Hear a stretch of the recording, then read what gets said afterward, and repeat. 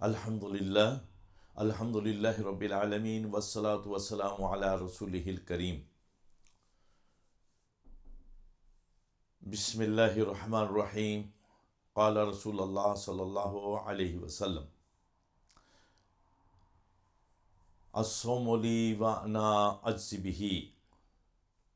ان اللہ وملائکتہ یصلون علی النبی یا ایھا الذین آمنوا صلوا علیہ وسلموا تسلیما۔ اللہم صل علی سیدنا محمد وعلی آل سیدنا محمد وبارک وسلم۔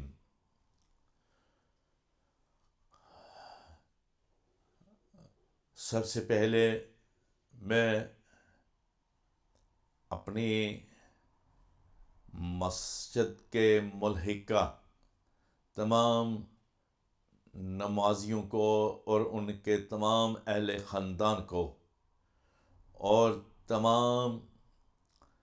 اسٹوک اینڈ ٹرنٹ کے مسلمانوں کو اور تمام دنیا کے مسلمانوں کو رمضان المبارک کی آمد پر مبارکباد پیش کرتا ہوں۔ اور ہمارے لیے یہ سب سے قیمتی لمحات ہیں اور قیمتی مبارک ہے۔ جیسا کہ آپ کو معلوم ہے کہ حضور نبی کریم صلی اللہ علیہ وسلم اس رمضان المبارک کے مہینہ کے متعلق کیا ارشاد فرماتے ہیں کہ اللہ تعالیٰ فرماتا ہے: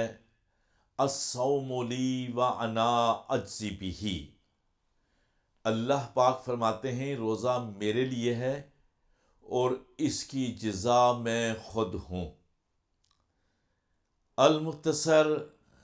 رمضان شریف کے علاوہ دیگر مہینوں میں جو بھی ہم نیکی کے کام کرتے ہیں فرشتے اسے لکھتے ہیں، بدی والے بدی لکھتے ہیں، لیکن جب یہ مہینہ آتا ہے رمضان المبارک کا تو روزے دار کے لیے اللہ تعالیٰ ارشاد فرماتے ہیں: اے فرشتوں، اس کا تعلق ڈائریکٹ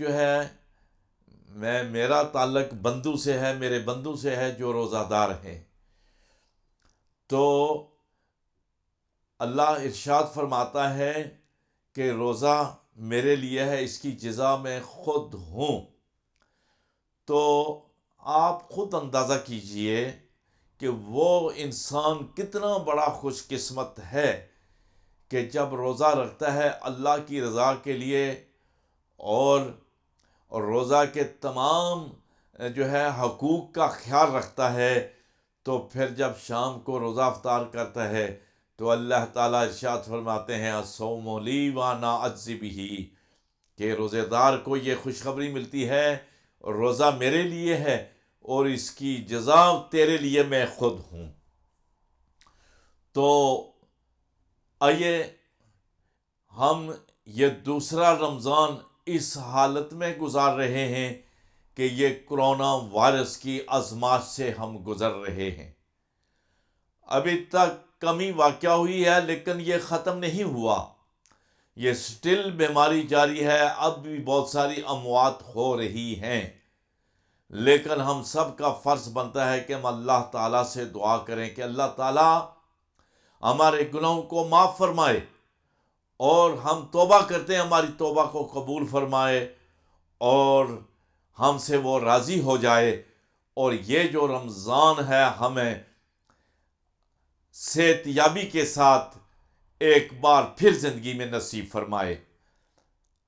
آمین ثم آمین۔ تو حضرات گرامی، انشاءاللہ کوشش کریں گے ہر روز کہ رمضان شریف کی برکات، اس کے فضائل اور اس کے مسائل کو آپ کے سامنے مختصر وقت میں وہ بیان کیا جائے۔ تو ایک مسئلہ بڑا میں ضروری سمجھتا ہوں کہ جب ہم